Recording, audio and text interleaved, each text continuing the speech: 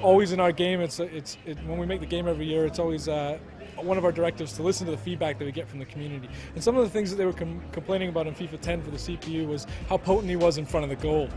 So we've done a lot of work to improve his shot decision and how effective he is on one-on-ones, especially on the professional difficulty level, so that when he does when you do give up a chance and he does get in on goal, he's gonna take the chance more often than not, which obviously makes for a more challenging experience. And at the higher levels, obviously, you really got to be on your guard to make sure you're not giving up good chances to the CPU.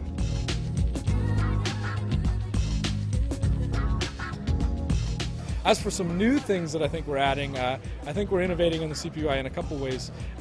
One of them that is really cool to me, I've always liked possession football. I'm an Arsenal fan, so when I play the game and I'm playing against the CPU, in times past, in previous years, he was very, very attacking minded and would get forward all the time, but he wasn't always as patient as we would like. So we've implemented some features about keeping possession this year, so that he's a little more calm, especially depending on the custom tactics that you set up. But if you have a possession style team, he's a little more calm on the ball and willing to wait for his opportunity. So you quite often see him swinging the ball around the back line, teasing it into the center of the park, and then coming back out and making the decision to keep possession with the squad. So that's quite cool, differentiating the different styles of plays in the different leagues, so you get a lot of variety when you're playing different opponents.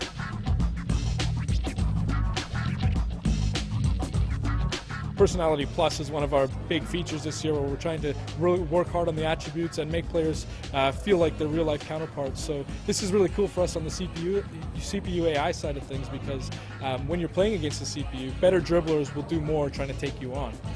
We had a feature, or one of the decisions that the CPU has to make is whether or not I'm safe.